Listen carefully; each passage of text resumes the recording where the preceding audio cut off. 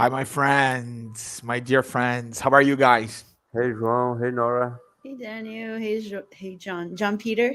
John John Peter. Peter.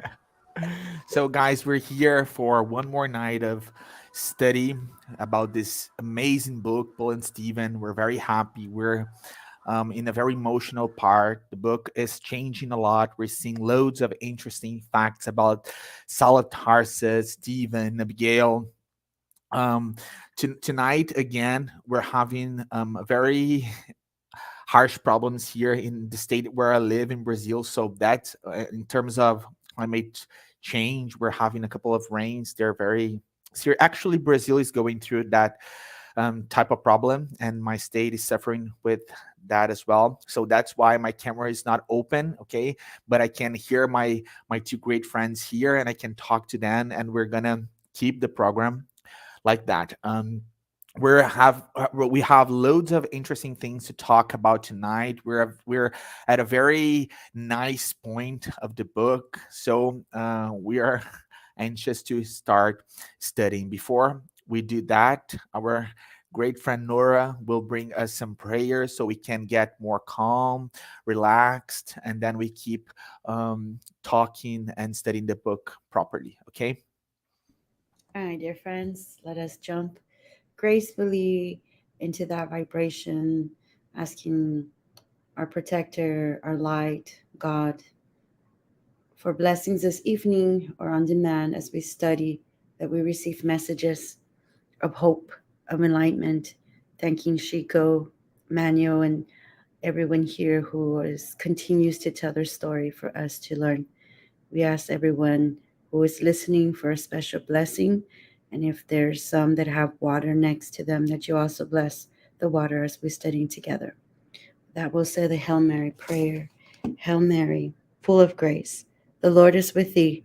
Blessed are thou among women, and blessed is the fruit of thy womb, Jesus.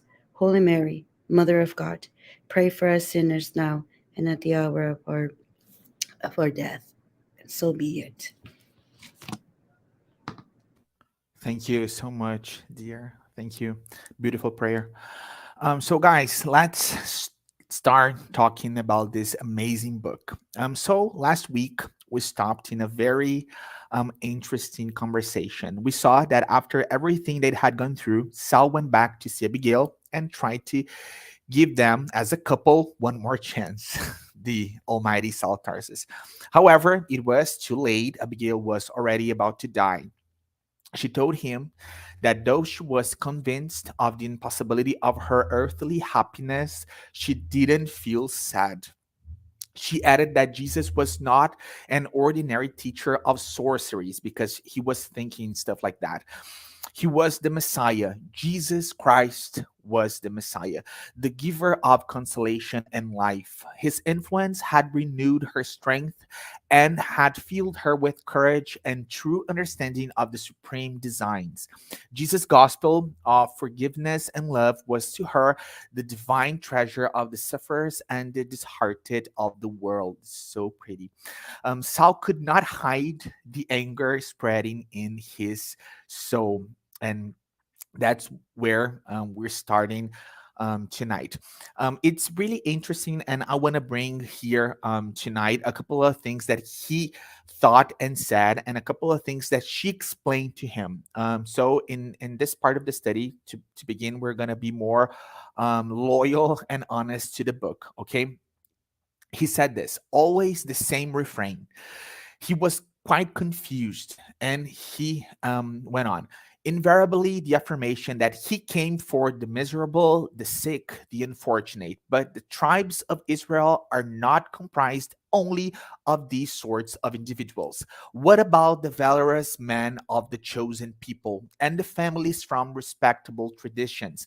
Would they be outside the influence of the Savior? So, this is a very interesting thing that he thinks because it's really interesting because we see that he was still very um, close to his pride and always pursuing this image of himself that he had created and that all of those friends of his had helped him to create.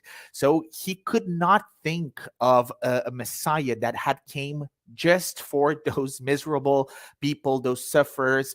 And he, being the intelligent, smart man that he was, he did this because he thought he would catch her, and she would be without a response to have.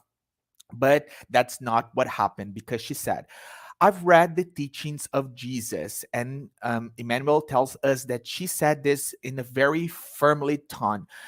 She goes on, and I suppose I can understand your objections. In fulfillment of the sacred word of the prophets, Christ showed us that life is a collection of honorable concerns of the soul, enabling us to make our way toward God on pathways of righteousness.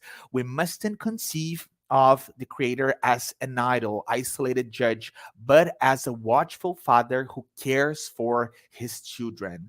The valorous men who you mention, those unencumbered by infirmities and suffering, and who are in possession of real blessings from God, they should be his hardworking children, concerned with the result of the task they have been called to fulfill on behalf of their brother's happiness. Amazing mental attitude that she was bringing to him. She goes on, but in the world, against our higher inclinations, we are faced with enemies that have been installed in our souls. Selfishness attacks our health, and jealousy harms the divine command, just as rust and moths render our tools and clothes useless if we neglect them. This is beautiful. Few are those who remember the divine watch care during the happy days of abundance. Just as rare are those who work in spite of suffering.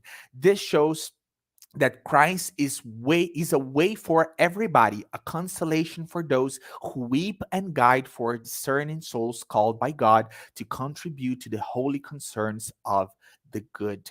Sal was impressed by her clear reasoning. And we've seen that all those speech things, they were very he was very worried about that. They were very important to him. And he thought that that conversation demanded much effort from Abigail. And as we talked about last week, she was very ill and resulted in a great fatigue. Her breathing became difficult, and it was not long before blood began gushing from her chest in a prolonged hemoptysis. That suffering, adorned with tenderness and humility, both deeply touched and exasperated Saul. He understood that in front of his betrothed, it would be cruel to attack that Jesus whom he would persecute to the end. He did not want to believe that his Abigail was on the verge of death. He preferred to face the future with optimism. He said, Abigail, let's not speak any more of religious ideas. Forgive me. Let's remember our promising future and forget all else in order to gather our best hopes. His words bubbled with ardent emotion. The love he was displaying was a symptom of the repentance and the noble and sincere dreams that now labored in his afflicted spirit. However, as though seized by extraordinary weakness after the effort she had made, Abigail was languid, afraid of continuing the conversation because of the coughing fits that often threatened her. Her worried betrothed grasped the situation, and squeezing her transparent hands, he kissed them tenderly. You need to rest, he said lovingly. Don't worry about me. I'll give you my own strength. Soon you'll get well. He enveloped her in a look full of gratitude and infinite tenderness and said, I will come back to see you every night that I'm able to leave Jerusalem. And as soon as you can, we'll see the moonlight again in the garden so that nature may bless our dreams under God's eyes. Yes, Sal, she said slowly. Jesus will grant us what is best. Whatever may come, however, you will be in my heart always, always. It's really interesting, guys, because um, as we've talked here before, we see that these spiritist principles that are so important for us, when we go through Chico Xavier's psychograph books, we see that those first Christians, they were really into that type of principle. So we see here when we look to Abigail's mental attitude that she had changed a lot. She was full of hope that she would not die. She would just lose her physical body. That's what she was thinking. And we do see in her speech that she was already believing that they would um, still preserve their individual spirituality and their individual personality in terms of spirit after death. And we see in a couple of parts of her speech that she was already believing in reincarnation. The doctor of the law was about to say goodbye, but realized that his betrothed had said nothing with regards to her brother. This part is very interesting. The fulfulness of that silence struck him. He would prefer to be accused, to discuss the deed and its painful circumstances so that he could justify himself. But instead of reprimands, he had met with curses. Instead of reproach, a generous peacefulness in which the young woman was able to hide the deep wounds in her soul. This is very nice because, again, we see Abigail being a Christian. She is forgiving him, although she went through that an unspeakable moment of harsh things that she had to go through, seeing her beloved brother that she was waiting forever to come back to be killed, literally killed by her own fiance. Abigail, exclaimed Sal somewhat hesitantly, before I leave, I would like to know whether you have honestly forgiven me for Stephen's death. I've never been able to speak to you about the contingencies that led me to such sad ending, but I'm convinced that in your goodness you have forgotten my wrong. And she said, why are you bringing that up? And she was making an effort to keep her voice firm and clear. She said, my soul is at peace now. Jesus is with Christ, and he died bequeathing you a well meaning thought. How could I complain on my part if God has been so merciful to me? Look at this. This is so precious because we have seen here in this 12 weeks that we are studying this book all the tough things this girl has been through. And because she met Christ, she was seeing a God full of just and full of love for her. She goes on, even now I thank the righteous Father with all my heart for the gift of your presence in this house. For a long time, I have been asking heaven not to let me die without seeing you and hearing your voice once more. This is so beautiful. Sal measured the extent of that spontaneous generosity, and his eyes became moist. He said goodbye. The fresh night was full of suggestions for his spirit. He had never pondered more deeply the unfathomable designs of the eternal as at that moment when he had received such a profound lesson on humility and love from his beloved. Within his heavy soul, he was experiencing the clash of two opposing forces fighting each other for possession of his generous and impulsive heart. So this is very interesting because we see that he was not yet rendered to Jesus Christ, but he was already seeing two opposite forces fighting for his heart. He could not comprehend God except as a powerful and unyielding master. All human concerns bowed before his sovereign will. However, he had begun to search for the reason for his distressing uneasiness. Why was he unable to find anywhere the peace he so ardently desired? This is very significant because we know as Christians that that peace is in Christ. And yet, smiling and serene, those miserable people of the way were handing themselves over to the chains of prison. Infirm and sick individuals without any hope in the world bore his persecutions with praise in their hearts. Stephen himself, whose death had served as an unforgettable example, had blessed him with with, with had blessed him out of his love for the carpenter of Nazareth for the torture he had received. Those helpless creatures enjoyed a serenity unknown to him. This is very nice. The picture of his ill betrothed remained before his eyes. Abigail was sensitive and affectionate, but he remembered her feminine anxiety and the intensity of her concerns as a woman when he was unable to appear punctually at the loving house on the road to Joppa. That this is very nice because we see here in this part of the book Emmanuel telling us that Saul was noticing that after Abigail met Jesus, she was completely different, and he was able to notice that unknown Jesus provided her heart with strength.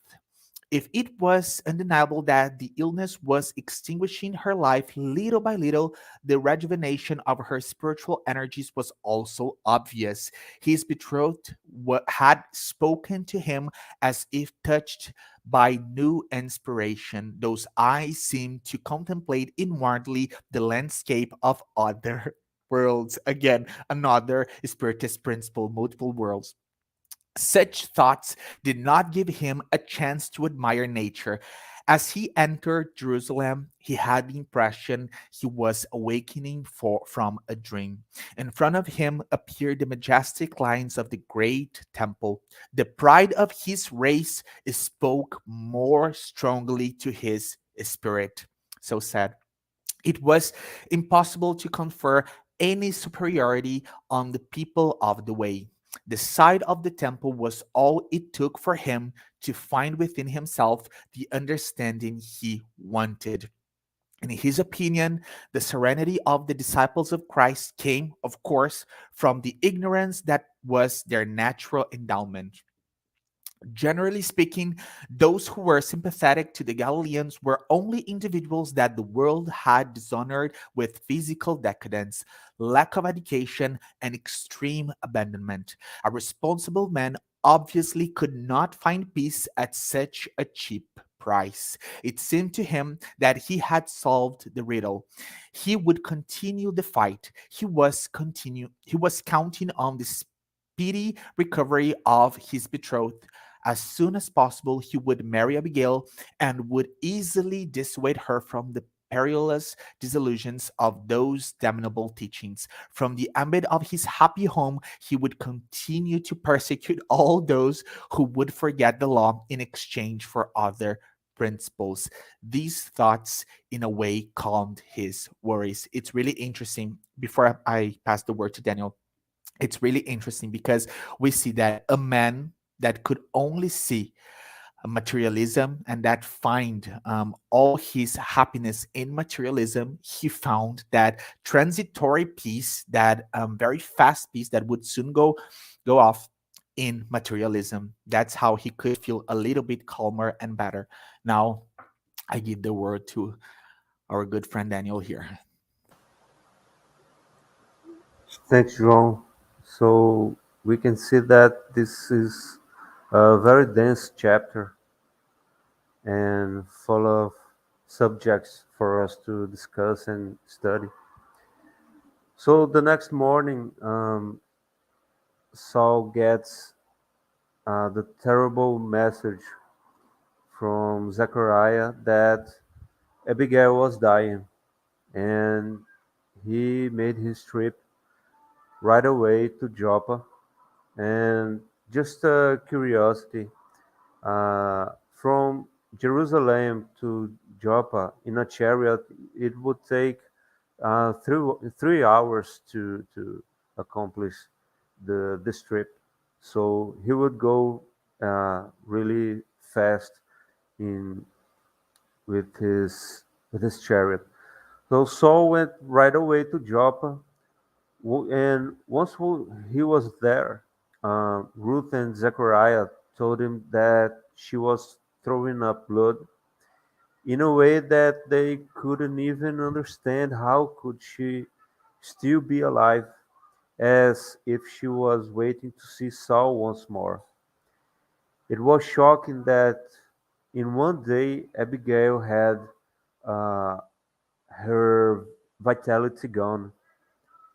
Saul knelt by her side and kissed her hands, and Abigail could barely show some reaction, but she managed to understand that those tears in his face, in her fiance's eyes, were the sign of a new life.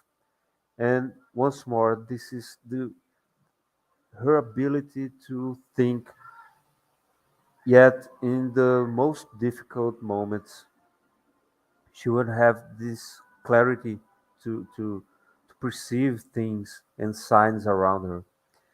She was, he was a very severe and sturdy man who was weeping for the first time, unable to conceal the hermeneutics of human laws with that unbearable vision of an agonizing angel.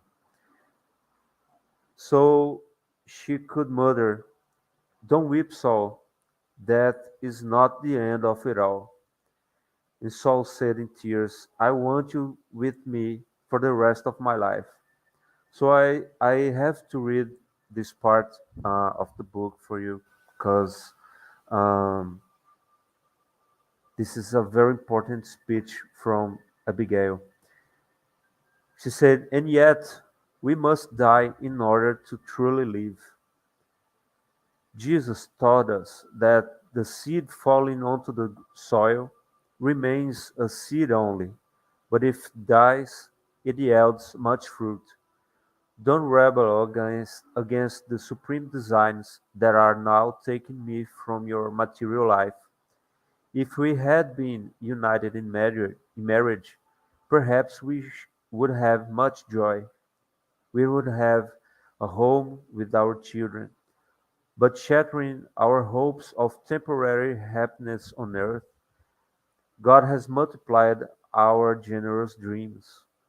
While we wait our indissoluble union, I will help you from wherever I might be, and you will consecrate yourself to the Eternal One in a sublime and redemptive endeavor. And this is already kind of uh, uh, foresee that she could have a foresight that she could have. She was talking about the future, and yet she was dying. She was losing her life. And Saul still could find courage to reply, "Who gave you such ideas?"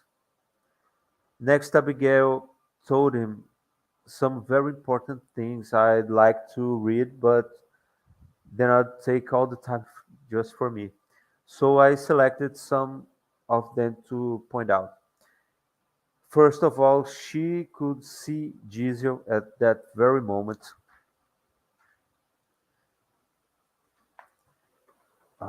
Sorry. Uh, and Jesus said to Abigail at that uh, at that same moment that Jesus trusts in Saul and has plans for him. Abigail would be taken to a spiritual world with already a job to do, and two implicit facts. That one is that Abigail was okay and fearless about dying, and she got better before her death. Her death, and this is a regular phenomenon to all of us in our most crucial moment. So came the final gasp, and she said, "Jesus is here to take me." Saul shouted to Zechariah and Ruth, and Abigail gave them her last tear, and heavy grief fell over the house on the road to Joppa. And Ruth brought some roses to cover her body. So we have so much to talk about this. After all, this is uh, the phenomenon of disincarnation, and this is something that concerns to us all as humans, as spirits, as Christians. And so, for now, We ended the chapter 9, and uh, our friend Nora will take the word. Absolutely powerful. And, I know we have some programs that talk a little bit about like near death experiences, which is what we have for us that are here alive, right? As evidence, at least the closest where they start to see their beloved ones or they see a light, of course they come back. But it was a very emotional chapter. And for sure at the end, we will go back and talk a little bit more about that. I'm going to add the slides. If they go on, they go on. If not, I'll just talk. Let me see. Oh, it did. Okay. And so now Saul continued grieving. So he was in this grieving stage, and you know he was pretty much at that part of like he was very angry. And it says here, Manuel describes him. He had bitter thoughts that were tormenting him with anguished regret. So as Daniel and João pointed out, the way that he treated Abigail, all of that was falling on his conscience now. That's what was happening, and in Saul's thought processing, he was very focused on the pain-filled coincidences that due to the crucified Christ whom he was unable to comprehend. So right now he's kind of thinking in that mentality. Every time I think of Jesus, it's all about suffering, right? In other words, so when we think of when somebody's not able to comprehend, using it kind of like he was not in that alignment. So when he's not understanding things, he's thinking in a very materialistic way, which is very different as right now Daniel and even Joan read those parts of how Abigail saw life after death, right? And so he says here, ever since the first controversy of the Church of the Way, he had not gone one day without meeting him, right, or Jesus, in the face of some passerby, in the reprehension of friends, in the official documents of his punitive actions, or on the lips of miserable prisoners, right? So he couldn't escape. In other words, this Jesus, the teachings, they were there everywhere he went. He couldn't, right? And it was in him. We know spiritism in his consciousness. So what we project where we're at, right? It was absolutely powerful to think of that. So then there's some comparisons here where he's still processing, right? He's like, Stephen died talking of Jesus with love and joy. And Abigail was able to find consolation in remembering Jesus and even exhorted Saul to follow him, right? As Daniel read those words to us. However, him himself, Saul, was not there yet. He said, I'm going to defend the law of Moses and so body and soul. That's what he said, because in that mindset that he said, Jesus was the one that inflicted the pain and the madness and the craziness. So then the chapter talks how Saul and Zechariah are having a huge conversation. Again, just like Daniel, we would love to read everything, but because of time, we just go in snippets. But in that conversation, unfortunately, Saul was using his pain to try to now blame Abigail's death. So who is doing this? Who is guilty of this? Okay. And so he was determined that it was Ananias, right? That it was him. His teachings of Jesus drove Abigail sick. He was determined, right? And this whole time, just for us to know, Zechariah was listening attentively, but he wasn't necessarily agreeing with Saul's thought processing as he was going. So he says here, I thought about that myself, but our dear Abigail's mental attitude was clothed in immense consolation.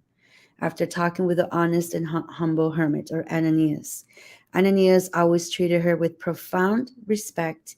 He was always joyful in attending to her, and he never asked for any compensation whatsoever. Okay, so in other words, Ananias was very healing. There was nothing that he did wrong. As a matter of fact, it says here he was he was a friend to her and that helped her through the process, right? So Zechariah again is trying to tell Saul, think about this, okay? And so then Zechariah was very firm and questioned Saul. You know, Abigail made you the center of her affectionate interests. I was unable to understand why you vanished from our house, right? So he says, finding a remedy was providential. From the moment Ananias intervened, Abigail changed. Though ill, she welcomed every beggar who came to talk to her about Jesus, right? Whom I also don't understand. But in my clear conscience, I feel I'm justified because I know I fulfilled my duty, not by not hindering resources she felt necessary for her consolation. So Zechariah too was a loving father, right, who saw those changes and he didn't stop that. So as a side note, like what a beautiful parent, right? He didn't question it. He was focused more on the healing, even though he himself was like, who is this Jesus? But he was looking at those beautiful outcomes. Saul was listening to him, but was he really listening? That's why I put here was he heard, but did he really listen? Because even though Zechariah talked beautifully about Abigail's journey and the healing, he says, I need to find Ananias and I need to punish him. And Zechariah continued to object. It says, no provision that authorizes one to punish evildoers exists, right? But we know Saul, he gets his way, right? And then he says here, which was very powerful, in the simplicity of my rural life, I cannot comprehend the religious battle in Jerusalem. In the end, however, there are problems inherent to your professional duties, and I must not get involved in the decisions that may be appropriate. So we know I'm not much of a history buff, but maybe João and Daniel, they might bring in this in the conversation. But there was a lot of this there, and there continues to be a lot of this religious battles in and it's already embedded in there. But Zechariah was like, this is something that you need to handle, not me, even though I'm giving you advice, go on and do what you need to do. And so Saul started looking for Ananias desperately, right? They ended up capturing someone in the movement, right? Mattathias Johanan. And Saul was like asking the soldiers, hey, let's get him. And he starts to talk to him. Tell me what you know about Ananias, where his whereabouts, right? And he was like, I don't know anything. So Saul uses fingernail torture. It was a very ugly description, but it was interesting because when um, Mattathias was bleeding and in pain and he was yelling, have mercy on me, have mercy on me, I'll tell you. Saul stops, right, and says, okay. And that's where we ended. So um okay, so these are questions for us to think about, as now just a conversation. So am I willing to have Abigail's faith until the end? So we look back, Abigail, even though she was dying, she's had that perception of life. She was at peace with herself. Can we do that? The next question we can ask ourselves, how do I deal with loss? We see Saul losing Abigail, and he's wanting to blame, he's wanting to find a materialistic cause, he's not accepting what is happening, right? Maybe because his conscience is heavy, he knows what he did. So when we lose someone or something, an experience, whatever it is, how do we handle it? I think this is just food for thought for us. The next question we can ask ourselves, can I listen to God's signs to get answers? Because that conversation between Saul and Zechariah, that was very important for him. Yet it's almost like a sign, don't do it, Saul. Just get out of that already, man. Just stop. Just quit it. And sometimes we think we want our answers like God coming before us, and sometimes we do get our answers through other ways, conversation, or maybe we read something, a thought, a memory. And yet, are we going to be like Saul, insistent, or can we listen to those things? And the last point is, if I don't get what I want, Will I resort to violence? Think about Saul. He's not getting what he wants. And yet, I know nowadays our society's evolved, so we don't use torture or any of that. But, are we gaslighting? Are we making people feel guilty? Are we controlling people? Are we manipulating? Are we using emotional abuse? What are we doing when we don't get things what we want? Right? Can we let go of that? I think, can we be at peace of letting go? And so, how is Jesus our ultimate therapy or the teachings? Because that's what it's happening in this whole chapter, right? Bringing it back to that spiritism. How can I see that in me? And we see that Abigail has taught us that Jesus is not a religion, but an experience. Everything about her in her growth, in her journey of that life, is an experience. So we need to go inside ourselves and say, okay, how am I going to experience this Jesus? And we're all so unique.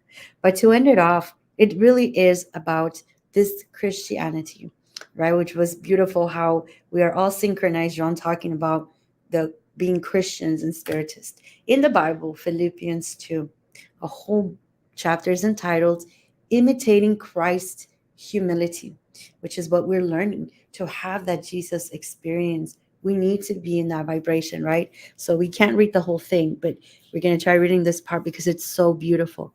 It says here, verse 13, for it is God who works in you to will and to act in order to fulfill his good purpose. And then verse 14, do everything without grumbling or arguing, so that you may become blameless and pure, children of God without fault in a warped and crooked generation. Then you will shine among them like stars in the sky. How beautiful to be these Christians, right? um, as you firmly hold to the world of life. And then I will be able to boast on the day of Christ that I did not run on labor in vain. But even if I'm being poured out like a drink offering on the sacrifice and service coming from your faith, I am glad and rejoice with all of you, so that you too shall be glad and rejoice with me. So, in these letters of the Philippians, imagine if we are in that brotherhood or sisterhood with one another, encouraging each other to be these kind of Christians. Wouldn't things be different? Anyway, this is food for thought. It was very emotional, and to see Abby. So let me remove this so we can talk. Anyway, that's my part, friends. I don't know if So, so sorry. I was trying to open my my microphone here. I was So sorry. It took like, too long. I was trying here. I was clicking on the button. Guys, we have very interesting reflections here. Um, the one that I want to bring here is for us to talk about the reasons why Abigail was feeling how she was feeling, although she was facing death. And since this is a study, I want to bring two questions from the Spirit's book here. Okay, that are very important. So, question 164. Kardec asks the superior spirits, do all spirits experience the trouble? And here he's talking about that feeling that loads of people go through while they are facing death, to be afraid of the unknown, to be trouble in their hearts. So do all spirits experience that confusion, that trouble that follows the separation of the soul and body to the same degree and for the same amount of time? The superior spirits answered, no, it depends on how evolved they are. Those who are already purified are almost immediately self aware because of their detachment from matter during corporeal life. However, carnal individuals with impure consciences retain the impression of matter much longer. So we see here that she was feeling like that because she was a purified spirit, because we've seen through all those difficult things that this girl has gone through, we see that she never attached that much of matter to those material things of earth. And as we've seen here, she could have big eyes for Saul's richness or for her beauty. She could get really attached to all of that, but she didn't. And here, Kardec asks the spirits a very interesting question. And although we've talked about here that spiritism is the third revelation, but as we know, when Jesus came, he professed loads of spiritist principles, and Kardec himself tells us that being a spiritist means being a Christian, an honest, a just Christian. So Kardec asks in the question 165, he asks this: does an understanding of Spiritism have any influence on the shorter or longer duration of this confusion? And again, before I read the answer that the superior spirits brought, it's interesting for us to analyze here that she had gone through a truly course with Ananias. She studied a lot with him, so she was taught about all those spiritual principles that we can call a bunch of them spiritist principles. So here's the answer. It has a very considerable influence because the spirit understood what its situation would be beforehand. The practice of good and purity of conscience exerts the most influence, however. At the moment of death, everything appears confused at first. The soul needs some time to recognize itself. It feels dazed, so sorry, like someone walking out of a deep sleep who tries to understand the situation. The lucidity of its ideas and the memory of its past return as the influence of the matter from which it has just freed itself is extinguished, and the sort of fog that had obscured its thoughts is dissipated. The duration of the state of confusion following death varies greatly. It may last few hours, several months, or even years.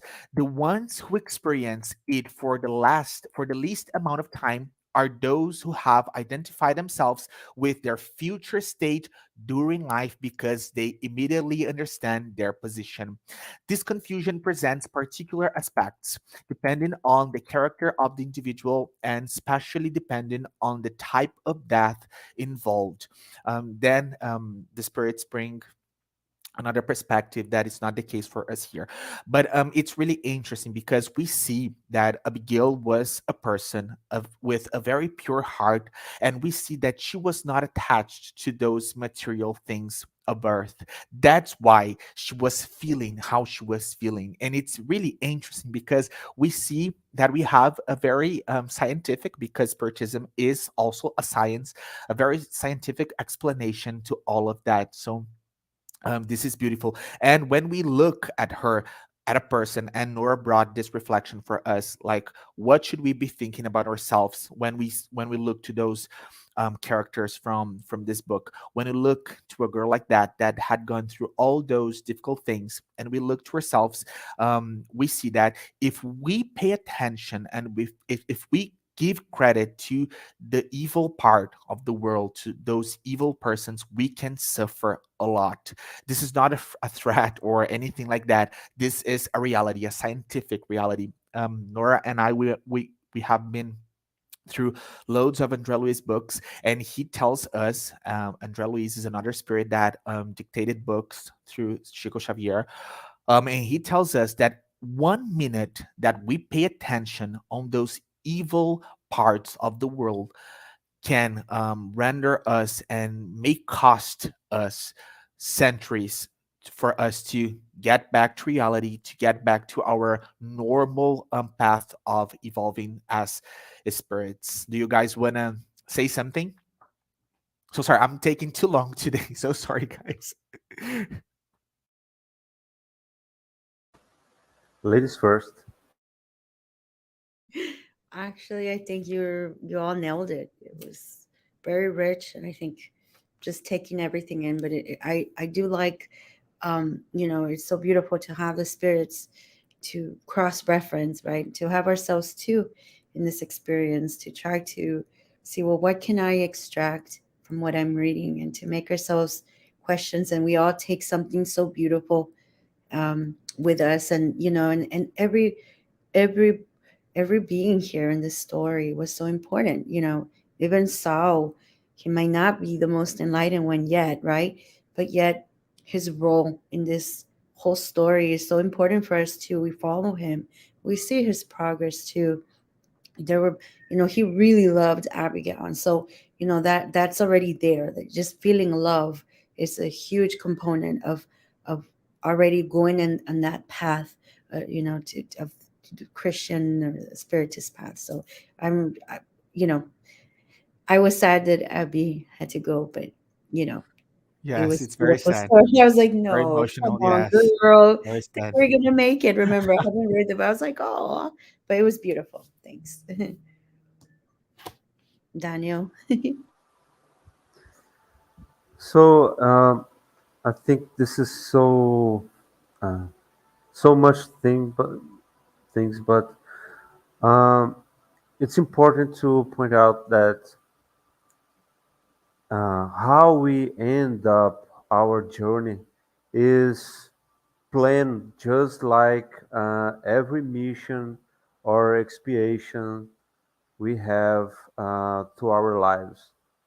So before we born, we come to our mother's womb. Um, the most important aspects or experiences for our incarnations are very well planned, and so is the end of that journey. How we uh, leave our bodies behind is truly important in every moment in experience counts. So it's so interesting that when we study Spiritism, life becomes full of unveiled facts, like things that were hidden among material experiences and so much knowledge about the world. And when you study something about spirituality, you can open your eyes and notice phenomenal things that happens every day, you know. um, about the scientific principle that João mentioned. um, I would like to say that spiritism doesn't bring all the answers to that matter, but it shows the way to conceal spirituality and science. uh, Spiritism is shows it gives a hint, like somebody opens a door just a little bit so you can see that there's a way you can follow and reach a great objective for all humankind, which is conceal those two subjects, spirituality and science. And it's so great. It's one of the reasons that made me love this doctrine. That's it. Thank you, guys. Oh, we thank you. I thank you both. So we are close to our time here. I have nothing else to say at this point of the book. Next week we're full of amazing parts to talk about as well. I want to ask you guys before we close here if you guys want to say something else before we finish. Just thank you. It was beautiful as always to study together. Thank you. Good week to everybody.